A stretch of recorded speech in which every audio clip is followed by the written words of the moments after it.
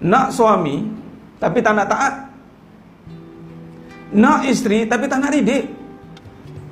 Nak anak tapi tak nak jaga. Nak harta tapi payah nak infak di jalannya. Ternyata nak dunia je. Tu dia. Saya nak suami, ustaz, saya nak jadi isteri solehah, tapi syaratnya taat. Malah orang konflik nak taat tu apa benda taat. Tapi suami saya jahat, siapa kata jahat tak boleh taat? Saya katalah pula, kalau misal kata Allah takdirkan mak ayah kita bukan non-Muslim, bukan Islam, adakah kita kata tak perlu taat? Di sini orang tak faham. Nilai ibadah tu tak ada. Dia nak pasangan dia. Nak suami tapi tak nak taat. Taat ni benda selagi mana suami tak suruh benda yang haram, tak menghalang dia ibadah, walaupun perangai suami ni hak rock cafe, wajib taat. Kamu tutup aurat, alah abang, mula neraka terus. Alah abang, ada Allah je habis. Apabila suami menyuruh dia benda yang tidak ada larangan dalam agama, suruh itu bertukar jadi wajib. Jangan main. Rumah-rumah ni tak wajib bagi isteri, ustaz. Betul tak wajib? Bila jadi wajib? Bila suami suruh. Dah, jangan buat cerita. Dah habis je. Sebab tu kena kahwin dengan orang yang kita suka. Tapi kalau suka saja, tak jadi sebab taat, tak jadi juga. Tu cara dia. Masa kita ni untuk ibadah, mengabdikan diri kepada Allah. Bila ada suami, untuk apa? Untuk taat. Bila ada isteri, untuk apa? Untuk didik. Bukan ikut untuk cakap, dengar apa isteri kata. Saya alhamdulillah ustaz, sejak saya mengaji ni saya dah mula taat dengan isteri saya. Bila masa pula kau taat dengan isteri? Dia dah terbalik ni. Jangan begitu. Isteri makan dididik. Sampai bila? Sampai habis lah.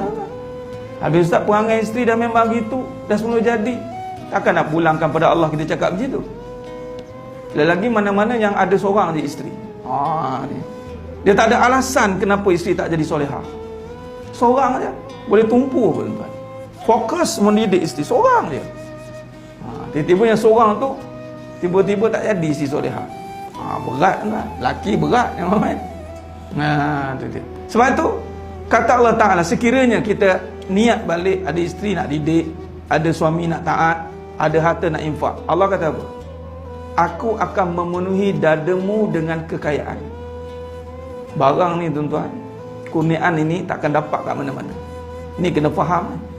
Allah kata, aku memenuhi dadamu dengan kekayaan dan aku tutup kemiskinanmu. Kaya bukan harta, kaya sifat. Laisal ghina an kasratil arad. Tidaklah kaya itu dengan banyaknya harta, walakinnal ghina an nafs. Apa kaya itu? Sifat kecukupan. Hati dia cukup dengan suami dia, hati dia cukup dengan isterinya. Cukup dia tengok awak ni just nice lah. Sekali abang tengok, tenang hati abang. Sebab kita didik dia. Kita didik dia, maka Allah tenangkan hati kita. Sebab hasil didikan, perat, penat, jerih kita didik dia, maka Allah lapangkan hati kita. Itu maksud dia. Begitu juga bagi seorang isteri, penat lelah taat dengan suami ni, apa dapat? Allah lapangkan hati dia. Saya tahu ustaz, panggil suami saya tu, saya je boleh tahan dengan suami saya tu, tapi hati saya lapang ustaz. Kenapa? Sebab taat. Sebab taat tu lah Allah campakkan hatinya lapang. Kalau dia buat World War 3, habis lah. Pingin terbang, piuk terbang, apa pun tak dapat. Jadi hatinya Allah campakkan kekayaan. Yang paling penting, aku tutup kemiskinanmu. Isteri yang berusaha untuk taat dengan suami tadi, contoh ibadah, maka Allah tutup pandangan suaminya melihat kekurangan pada isteri dia. Ni tip untuk isi-isi juga ni. Apa kurangnya saya? Kurangnya awak kurang taat. Tu je. Sudah. Sebab kalau dia taat tuan-tuan, sungguh-sungguh taat, Allah tutup kelemahan dia. Kembang kuncup tu tak nampak dah. Allah bagi, Allah jaga penglihatan seorang suami ni. Isteri yang taat. Bagi juga, sama juga bagi suami yang mendidik. Ni tip juga bagi suami. Kalau kita ikhlas mendidik isteri kita sungguh-sungguh kerana Allah, Allah akan tutup kelemahan kita sebagai suami. Walaupun kita rasa macam tak mampu nak didik, tapi kerana Allah suruh, kita buat je lah. Kerana ikhlas kita mendidik dia tuan-tuan, lama-lama Allah akan campakkan izzah. Dia tengok kita ni, dia respect. Sebab kita ni memang mendidik. Pantang ada masa dia bercakap, pantang ada masa buka kitab, cakap ceramah sikit. Ni abang nak cakap sikit ni. Ni sebelum makan abang nak cakap sikit ni. Bila ada masa ke ni abang nak cakap sikit ni. Bila ada masa abang nak cakap sikit ni. Bukan kata ada masa ni yang nak cakap sikit kat abang ni. Terbalik.